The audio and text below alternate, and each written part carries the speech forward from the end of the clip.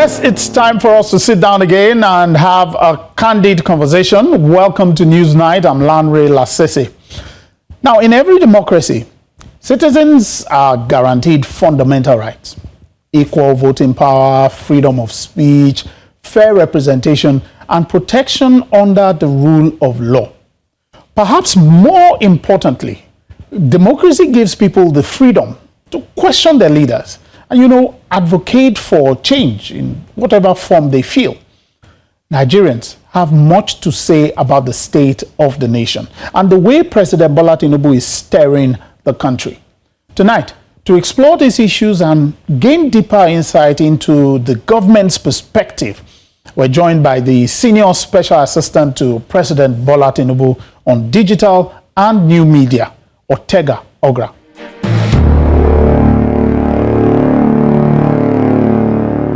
Thank you for being our guest today on Newsnight. Thank you very much. It's a pleasure to be here once again. Now, I would like us to begin from where I'm sure every Nigerian, once they see somebody from the presidency, will want to understand. It's the economy. What is happening to the economy? Because Nigerians will tell you they seem to be holding the hard end of the stick.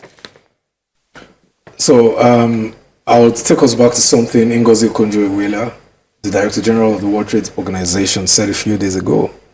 For us to get the change we need, we had to stabilize. Yes. And for the economy to be stabilized, certain decisions had to be taken and certain pains had to be felt. And I'm happy that today, almost all the major rating agencies in the world say the same thing about the Nigerian economy, that it has turned the corner. The outgoing British High Commissioner said the same thing yesterday to the CBN governor, that the economy has improved better than what anyone has thought. When you look at the Nigerian Stock Exchange, the inflows of both international money and local investors into the stock exchange, the same thing we are seeing there. You're seeing a stock exchange that is at its highest levels since its creation.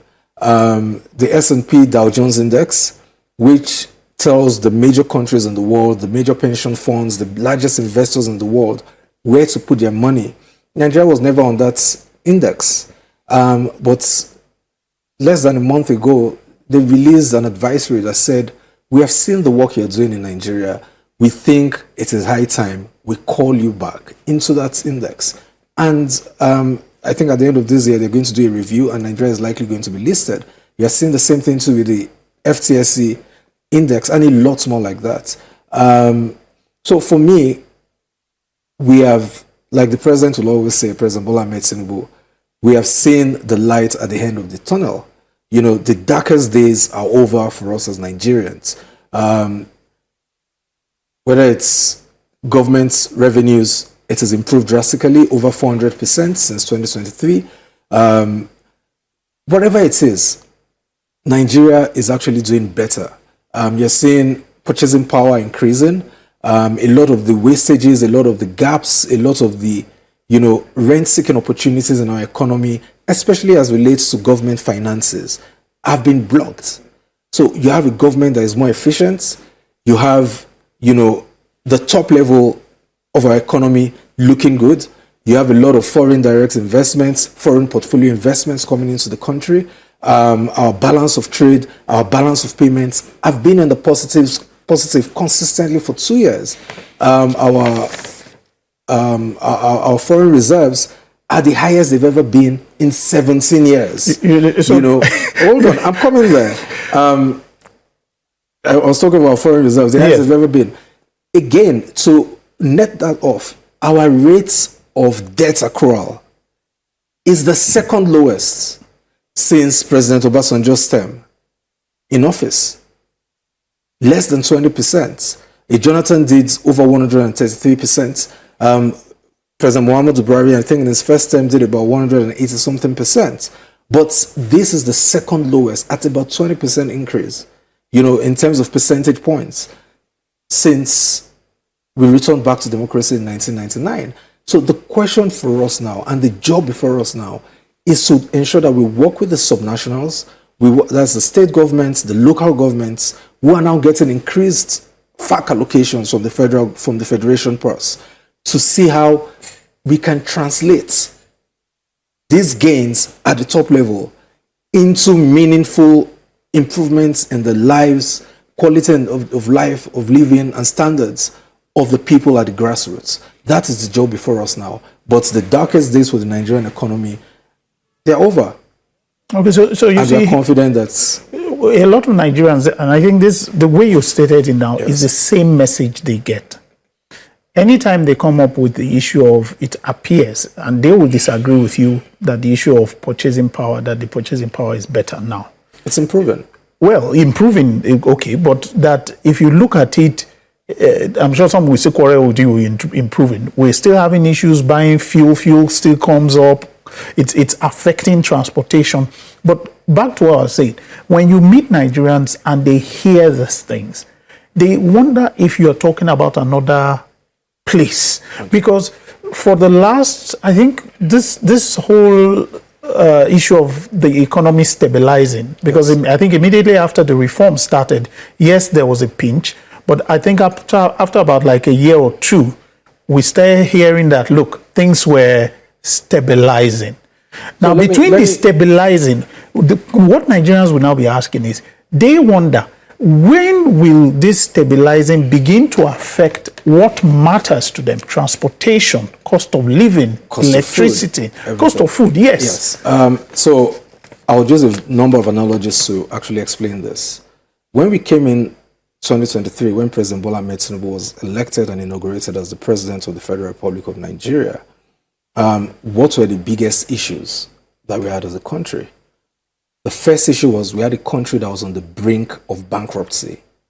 Which a lot of Nigerians are being told now. No, which a lot of Nigerians knew by virtue of the campaigns run by the three major political parties. Okay. Then, everybody said this. Everybody knew this. Everybody had mitigating, manifestos, items in the manifestos addressing that.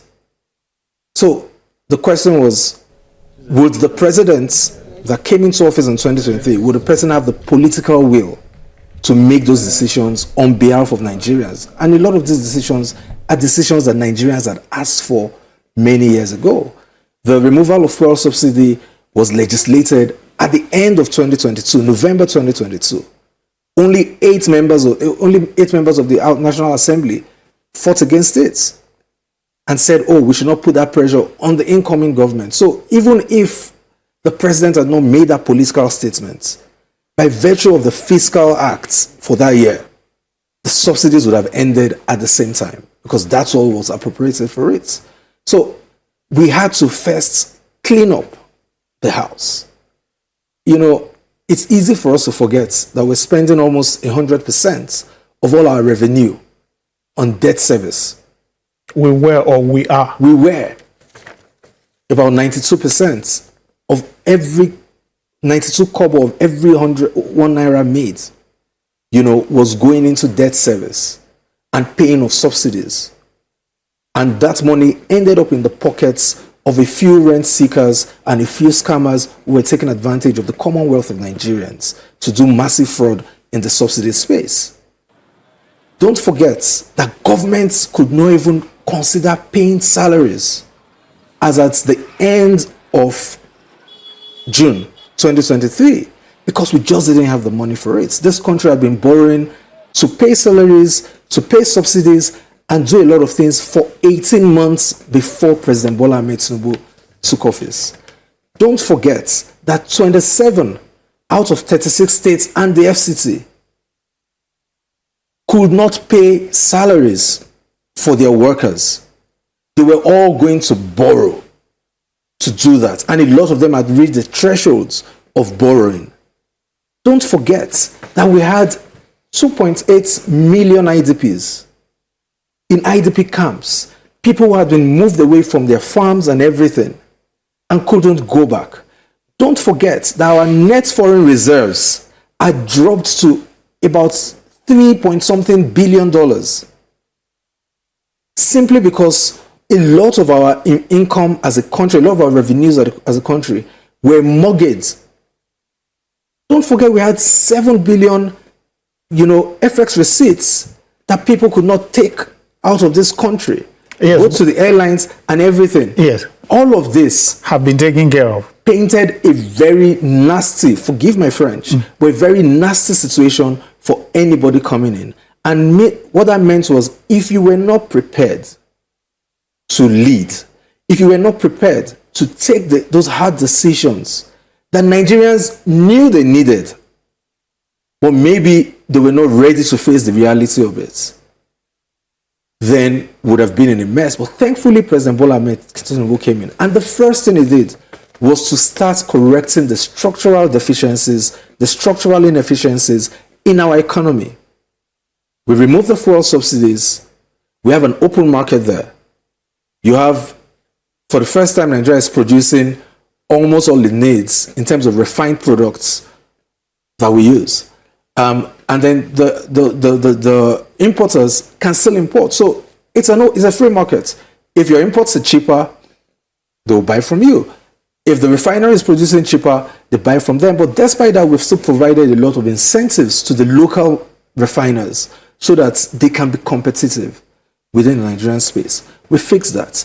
In terms of our FX backlogs, we did an audit and that has been cleared.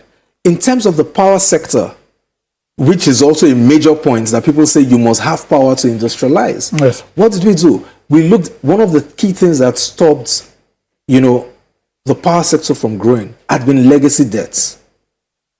The power sector players brought a bill of about 4-point-something trillion. The president set up a committee and said, go and review this thing and come back to us and let's know what the audited figures are. And that ended up at, I think, 3.1 trillion. And we have started paying that back because the president signed, an approval for them to restructure these things. And they went to the bond market. So the picture you're painting now is that there were a lot of issues.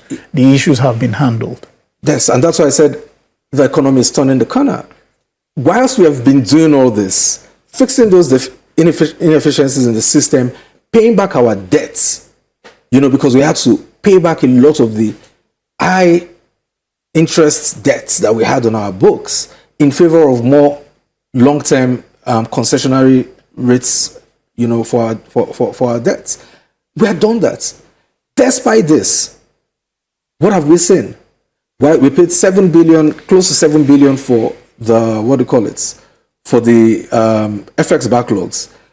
We cleared, we securitized the ways and means. We cleared off the IMF loan, about 2-point-something billion dollars, by the way. In all of this, we have seen our net FX reserves, which was about 3 trillion, rise to about $40 billion. From $3 billion to $40 billion. So, despite the fact that we have paid. So if we don't have those things to pay right now, Nigeria's net FX reserves will be close to about maybe $60 billion. Yes, but you're coming back to where I need you back to where I was coming. I'm coming back there. So you can't start changing things at the grassroots without fixing those fundamental issues first. It's tantamount to putting a bandage on a festering sore instead of treating the cause of the sore itself. So we're back to what we always say, that we should Nigerians should still hold on. No, but Nigerians are not. You see, the thing is, the economy has actually turned the corner, and I'll tell you why. How? Let's look at. I mentioned food. I mentioned IDP camps the other day. Yes. When I was talking initially, what have we seen now? At least 2.1 million Nigerians have returned back home to their farms as a result of the gains by our security agencies in different theaters of repression across the country. Because they've been able to return back home and to their farms, they're able to provide more agricultural outputs, which is why we saw up until, the issues with the Middle Eastern crisis and everything, we had seen consistent deflation for food for at least 2 quarters. And when you look at, let's even go to real terms. Food prices, rice, for instance. Rice went to about 120 naira per bag. What is it today? It's between 50 and 60,000 naira. Those are things that people can see and feel. Look at all the staples. Look at the core proteins. You've seen downward trends. You see, this pricing. This picture you're painting. No, it's this picture I'm painting. I would like for you to go and validate it or verify it. Okay, so you get where I'm coming from. No, I'm saying again, you can say something, but what is most important is what is the facts, or what do people actually see on the ground? Good. Now, what people see on the ground is part of where I'm coming to now, because it appears this was exactly the message that recently the Catholic bishops, when they visited the president, put before him. And they said, look, Nigerians are feeling the harsh end of the economy. And I'm sure you're aware that's the national debate now, the reactions that have followed that visit, where they say that it appears the president refused their version of what is happening in the country. First and foremost, without speaking to anyone's interpretation of events or whatsoever, the bishops have a pastoral responsibility, a clerical responsibility to speak to what they believe are the views of their members. Yes. The president, however, has a constitutional right, an obligation to listen, to respond based on those issues, and to take action where necessary. The clerics came to see the president, and they came with two major requests. Again, I repeat it, two. And any of the clerics can dispute that. Okay. The first was that governments, the federal government, should, under President Bola Ahmed Tinubu, should push for the legislation for the return of mission schools back to the missions. Yes. At the national level. Nigeria is a country, is a federal republic, a constitutional republic governed by laws.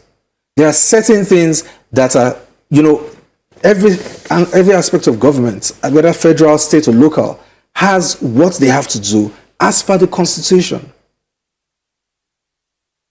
Creating laws or for secondary schools, which are the mission schools, is not the responsibility of the government at the federal level. That is a state government responsibility. When they brought all their, they spoke at length as to what they wanted to speak about. The president, was very measured in his response, extremely measured in his response, and responded to each of those issues one by one. I heard a very funny take that the president is not aware of things. If he were not aware, would he have been able to respond without prompts to each of those issues, explaining to them, this is what the government has done in this place. This is what, we saw. This is where we are going to, and this is how we are going to get there. The president was very detailed in his response to them. The second issue they raised was that, the Nigerian University Commission created a moratorium on the creation of private universities. Okay. And they wanted the president to get that removed. And the president, by virtue of his bird's eye view of the space, made a very smart and, excellent submission to them. And he said, see, we are not just going to allow for the creation of new universities and institutions of learning. We have to do an audit first, see where the gaps are, see what the demand is, and then respond. We would respond to that. But did they bring up the issue of the economy, the issue of the harsh reality? It was just one part of what they said. And they said, see, and I'll use their words. They said, one, that we had a deterioration or near collapse of the power sector Is that true or false? Nigeria is producing more power than it has ever produced. Nigerians will debate that with you. 1 second, please. It's not about debating or not. The data is there. The facts are there. What's the total we're producing in this country now? About 16,000 megawatts. Nigeria is trunking. We're producing how many megawatts are we sending out? Yes, how many Nigeria is trunking. Okay. More than what is ever trunked before. With capacity to even trunk even more already installed. We're trunking about 8,000, about half of that. But guess what? The last mile, courtesy of one of the presidential candidates coming into the next election, Alhaji Atiku Abubakar, the last mile is where we have the issues with, which is distribution. Alhaji Atiku Abubakar, as chairman of the National Council of Privatization during the Obasanjo tenure, unbundled and privatized the power sector, NEPA as PHCN, as the case was then. Yeah. They unbundled it. And they sold distribution companies to, some say, to their friends and everything. And they squandered $16 billion on what everybody now agrees, including himself, agrees as a failed intervention in the power sector. That last mile of distribution is where the issue is.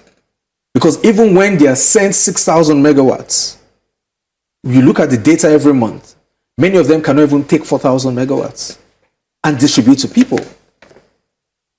So it's not government's issue. It's not government issue, but what government can do now, which is what the president has started doing, is to ensure that, one, you are complaining as a distribution company that you are not commercially viable and banks might not be willing to give you this. By the way, they are sitting down on a pile of cash. What has the president done? In 2 years, we've been able to improve number of houses that are metered, because it's only by metering with smart meters that you know how much people are actually consuming and how viable your distribution company is. The government took it upon themselves. We set up the Presidential Metering Initiative. There's also the World Bank DISREP program. And over 1.5 million meters have been added to this. We have 12.1, metered, 12.1 Nigerian households currently on the grid. So, Otega, what I'm wondering now is this this 60%. Is this what the president now told them when they brought this matter up? That no, on one hand, the president has fixed the issue of legacy debts. Okay. He told them all this and more. The president was very measured and detailed in the response. And that's why it beats me that we have this controversy outside there. Some people feel that the response of the presidency to Cardinal John Oyoneko when he spoke was very harsh and shouldn't have been? Do you think that do you agree with that? And is there something you people are planning to change? As much as I would not like to speak on, something that a colleague of mine wrote, which I fully agree with, by the way, 100%. As much as I would not like to speak on that, it was very important that we clarified what was being said post the meeting on TV. One of those things that they said, for instance, was that the president seemed aloof and unaware. He's not aware of reality. It's just you're being British by saying unaware. You're basically telling someone that was able to respond to your points, point by point, in detail, across the spaces, across everything you said, that is unaware. I think that's quite, for me personally, I believe it was quite disrespectful to the president and the office of the president. But it's fine. You have a right to speak. And it's our job as a government to listen, because that's why we're here. But it's also our job as communications persons, working for the president, working in the presidency, to clarify misinformation where it occurs, especially something that has to do with the meeting that was out in the open And we were there listening to your submissions and the president's responses. By the way, the full video of the president's response was out there in the public. What I would have expected, to see from some of our journalists who interviewed them was to refer to the president's video and ask, does that look like someone that is unaware of the happenings across the country? The answer is no. We'll take a short break at this point. We'll be right back.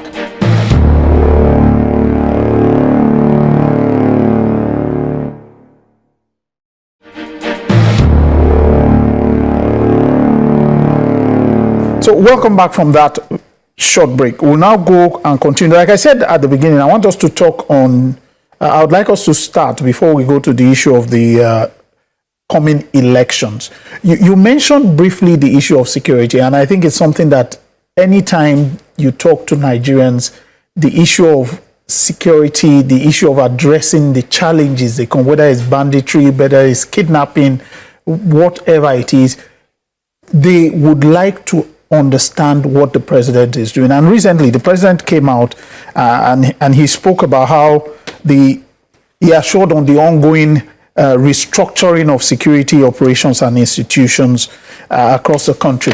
From where you sit as from the presidency, would you say we're handling it enough across the country?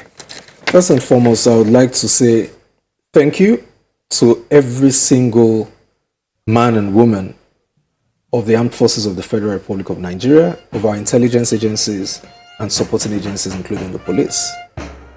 We're here and we're enjoying the freedoms that we enjoy because they have put those freedoms aside to protect us and to protect the sovereignty of our country. Are we doing well enough? I would say, yes, we're doing very well, but a lot more can still be done. Honestly, there's no magic wand in issues like this and in issues of governance. But are we on the right track to ensuring that we can put to bed a lot of these niggling issues that have been bothering us for decades? Yes, I believe so. In the last year alone, over 13,000 terrorists, I even think more, were neutralized as a result of ongoing military operations across different theaters of operations in the country. Last year alone, over 16,000 people who were kidnapped, we were able to secure their freedom from kidnappers. Last year alone, we had over 124 cases actively being pursued in our courts related to terrorists and terrorism. And let me add this. Every single major terrorist attack in this country, even before President Bola Ahmed Tinubu came into play, we've either neutralized or arrested those involved, including the Owo church bombing, some years back. And they are currently facing the full wrath of the Nigerian state. And I know justice will be done for victims of those terrorist incidents. Some are asking, is this new breath that you are listening to, is this partly due to the U.S.-Nigeria cooperation? So Nigeria has always had collaborations with a lot of countries. But President Bola Ahmed Tinubu has brought renewed verve to our collaboration with international, other countries, globally. From France, we had new equipment. With the US, we had seen a lot more intelligence sharing. They are working with us, to deal with these criminal elements wherever they are. And President Trump, Donald Trump of the United States, recently, wrote a letter to Mr. President thanking President Bola Ahmed Tinubu for his decisive actions in combating security challenges and terrorism in Nigeria. That letter was an issue among Nigerians. Some people felt the date of the letter, the time it came. Governments whether we pushed out the letter days after it was written, I mean, begs the question. It's immaterial. The most important thing is, was such a letter written? Okay. Yes. Don't forget that he wrote the letter. You had the Assistant Secretary of State visit African countries, and Nigeria was his first port of call. And he had a meeting with the president too. So from writing the letter to transmitting the letter to bringing it down here and everything, yes, days passed. But that letter was written. That letter showed a lot of mutual respect between both sovereigns. And that letter is a pointer to know that we are doing something right. Again, but are there still some, pockets of issues here and there? Yes, there are. And the Nigerian states will catch up with whoever is doing nonsense, to our people. The president recently mentioned this year alone. Yes. We've, seized and destroyed almost 2,800 firearms, illegally acquired and held firearms. Look at every month. I would advise you, follow the Defense Headquarters page. And every month, without fail, they release the data of ongoing operations across the country. I think they do every 2 weeks, sorry, not every month, bi-weekly. So there's a lot of transparency in the way we operate. There's also a lot more increased coordination and collaboration among the security and intelligence agencies, under the Office of the National Security Advisor. But the president still saw a gap in our security architecture and appointed someone for Homeland Security, that reports to him. That's because as the battlefield changes, we're also evaluating what we're doing. And the president also realizes that people, men and women of our armed forces, cannot keep laying down their lives for this country. For every time they're on the field, that's the wife that does not see her husband, sometimes for a year or two. Those are children we miss birthdays. Those are extended families, waiting, hoping that their kids, their sons or daughters, who go out for patrols, who go out into the field, who go out for, certain operations, will come back home to them. And just, this week, what did the president do? He has approved the salary increase for the rank and file of the military from between 30% for those at the highest levels to 50% for those the middle. Middle levels, and 80% increase for the most junior officers. And the reason why he did that for the most junior officers is they are the ones that are most exposed. They are our airmen, they are our infantry corps, they are, our ratings and all. They are the ones that are most exposed to the dangers of the battlefield. So we're doing, it will appear we're doing more and more. Yes, we are. But I'm happy you agree that we still have some here and there. So one thing that we've not done in this administration has been to lie to ourselves that things are perfect across board. Whilst we have done so much in the economy, we still acknowledge, and the president does not mince words, we still acknowledge where the gaps are and let people know we're going to fix it. Same with security. And I want to say something that the president has been, his job as president is also to advocate to other arms of government, the state governments, levels of government, the state governments, local governments, to make sure that they do the right thing. You heard what he said, even when the bishops were here, that the days of state governments saying they are building bridges to nowhere with little to no traffic, instead of investing that money in projects that would improve the lives of their citizens, those days should be coming to an end. So he's using his power as president to advocate for good governance at the states. Some people feel that's passing the buck to the next step. Passing the buck. That there are things that, is it not the president that should help ensure that the country... Mr. Lasisi, yes. Nigeria is we operate a federal system of government. Yes. And we're a constitutional democracy. The president, long before, coming into office as president of the Federal Republic, has always championed for total observance to the Constitution of the Federal Republic of Nigeria. The president, where we support the states, look at the healthcare sector. We're doing a lot of investments through the CHPF. We're doing a lot of investments in primary healthcare centers. PHCs are normally the remit of local governments. Yes. We're bringing out new standards for primary school. Those are the for primary school, secondary schools, and the universities. Those are the remits of the different levels of government. Our job is not to take on the burden of what other federating units are constitutionally supposed to do. Our job is to provide them with the resources. Our job is to provide an enabling environment for them to do more. And our job is to ensure that the manifesto upon which President Bola Ahmed Tinubu was appointed on or elected as president of this country devolves down to the grassroots. But so right now, would you say, what do you think that statement says to the issue of state and federal relationship? I mean, we're seeing a lot of improved relations between the states and the federal governments.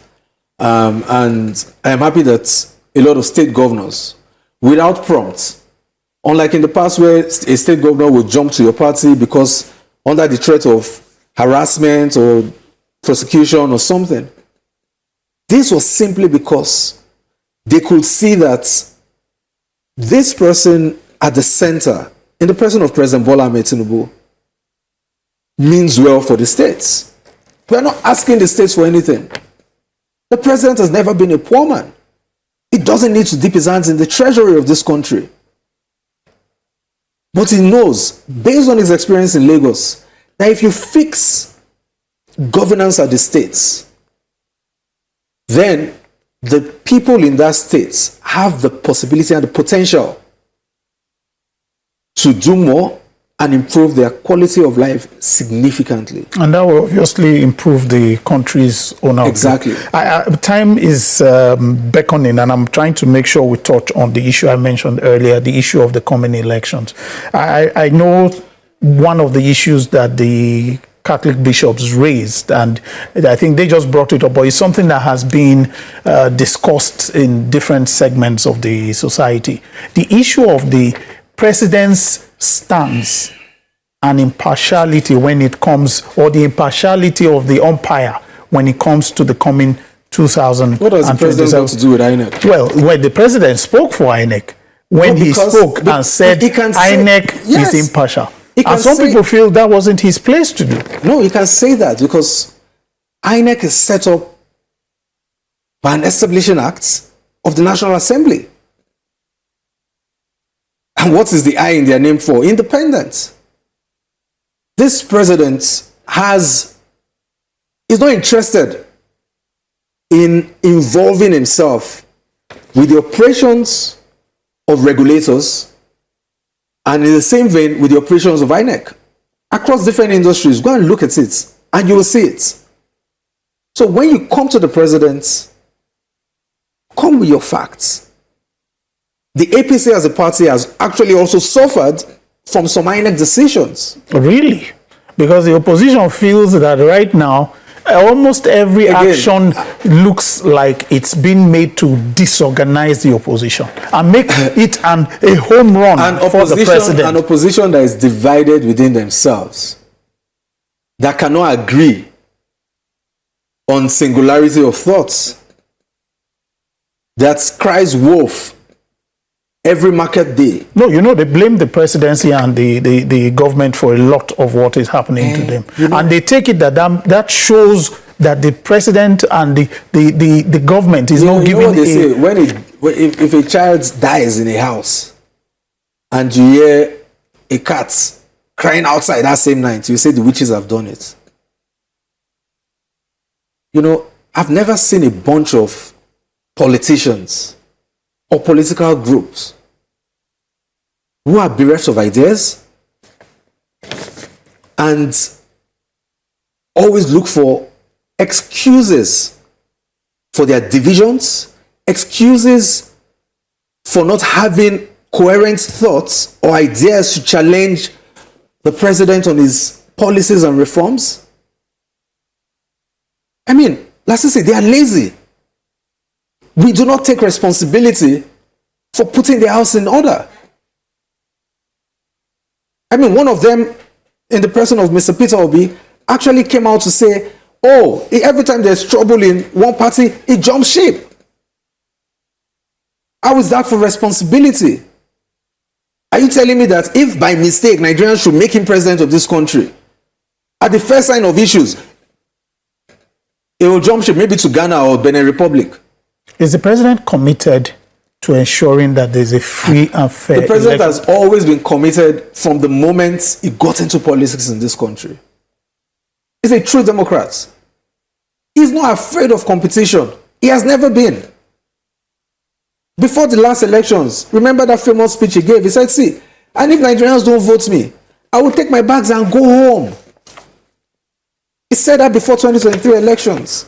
What then do you make of his comment, which has also drawn a lot of commentary, that when he says all is fair in politics? Some people feel that My is brother, almost do you sounding like expect- that is a do or die affair. At least it's not like the boss of one of the contestants who said something like that politics is do or die. Yeah, but when you say No, all is fair in politics, and he said it, what was the context to which he said it? You are coming to you took your clerical garb, you walked into a meeting with the president, you want to be partisan in your statements as regards the campaign. Again, the president is not responsible for putting the houses of these political opponents in order. no. But some He's people not responsible. But some people feel that as president, he should be interested in ensuring that the resemblance and the play field appears not to be hindered for everybody to have a fair How company. is the playfield hindered? That's what they are. When after APC had done their after they had done their primaries and everything, and one of the opposition parties went to court challenging INEC's rights to set up, to bring out electoral guidelines.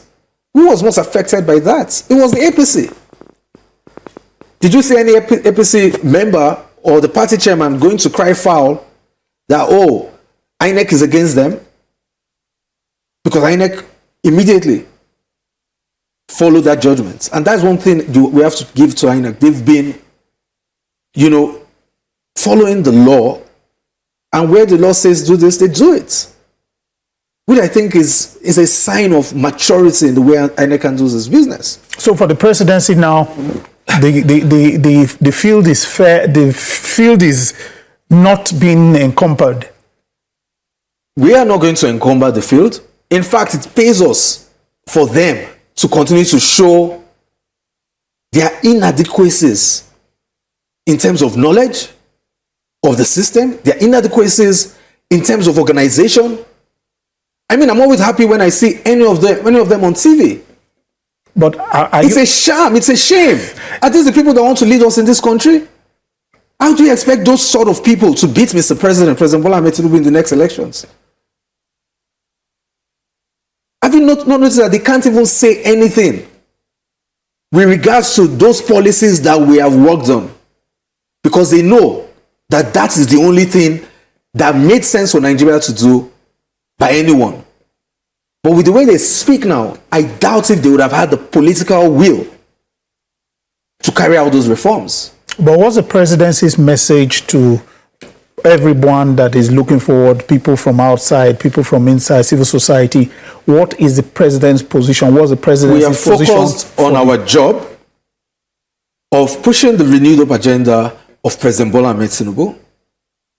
We are focused on ensuring that INEC retains its independence as an independent arbiter of the electoral process in this country, without any form of interference from the executive.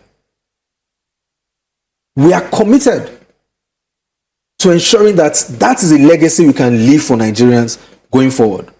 But one thing we will not bother ourselves with is with the internal wranglings of, daycare parties. We won't, because that's exactly what they are.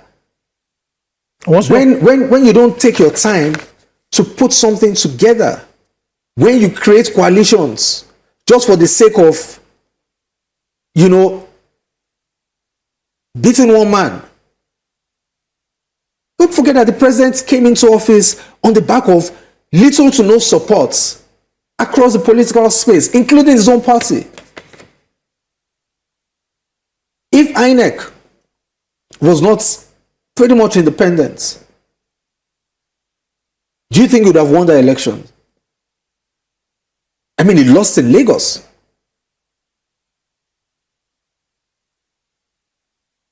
You had Mr. Peter Obi say, that these elections were rigged. We went to the Supreme Court. They could not bring one single evidence to support their claims. So please ask them the right questions. Don't bring those questions to us. We are happy that they are in disarray. It's our advantage. But what we want from them, you can be in disarray. But please, for the benefit of our democracy, be willing to bring sound ideas to the table and challenge us. It's beneficial to Nigerians. So going forward now, what's the mood as we get into campaign? What's the mood in the presidency as we get ready for campaigns? We believe that, the work President Bola Ahmed Tinubu has done, Nigerians see it, regardless of what some loud sections of society might say. I've been to at least 13 states of the country in the last 2 months, going to inspect federal, state, and local government projects across the country. And when I hear some of these commentators speak versus what I see at the grassroots, it's totally different. This country is one big construction site as we speak. I went to Ebonyi State the other day. Almost all the roads. I went to all the local governments. Concrete, federal, state, local. I went to Enugu. Same thing. We visited states whose governors are not even in the APC. I'm seeing projects that have been abandoned since Shagari and IBB era being done. Wike, who belongs to another political party, His Excellency, is doing an excellent job in Abuja here. I have domestic staff, and I get feedback from them. Sometimes I go out to the marketplace, I go out to just research, and I get feedback from people. So I believe by the virtue of what we have done, because they can also see the sincerity of purpose of President Bola Ahmed Tinubu, and many people can see his vision. Plus, the gaffes by our opposition candidates. Nigerians will give President Bola Ahmed Tinubu the mandates for another term as President and Commander-in-Chief of the Armed Forces of the Federal Republic of Nigeria. I think we would all want a free and fair election that allows we want that too. That Nigerians vote will count. A peaceful one. Yep, and that's why now your PVCs, I don't know if you tried to do a validation, we are tying it to your needs. Identity management is very important. So you can't come and take someone else's PVC to vote. I think we would all want that the elections are free, the results come out clear, transparent elections that everyone will just accept, and political leaders and people in political parties will accept the results without much rancor. And I'm happy that the National Assembly also reviews the Electoral Act. Yeah. Nigerians from all walks of life had the opportunity to, send in their submissions. In fact, the opposition was one of the most happy with the Electoral Act. The fact that these opposition parties, when they realized that they could not agree on a single goal and agenda, could set up 3 different vehicles within a space of how many months? I think we're going to leave Nigerians to be the judge of that. So we have improved as a country in our electoral process, and we'll keep improving. I will just want a situation where the system works, the results come out, and everybody accepts it and move forward. I totally agree with you. Thank you so much for coming. Thank you very much, I appreciate the time. Thank you. Thank you.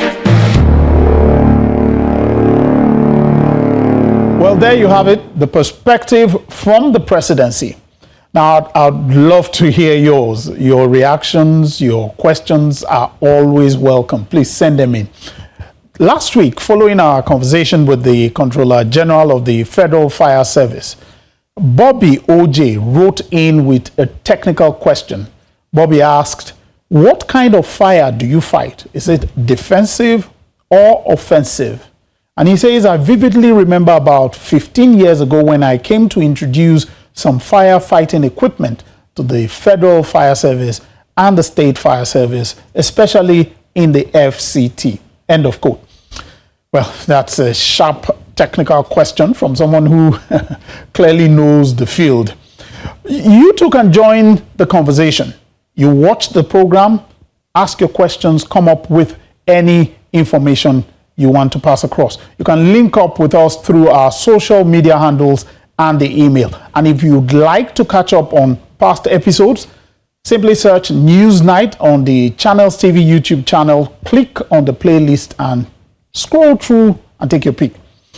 Well, that's our program for tonight. Thanks for staying with us. Until next time, good night.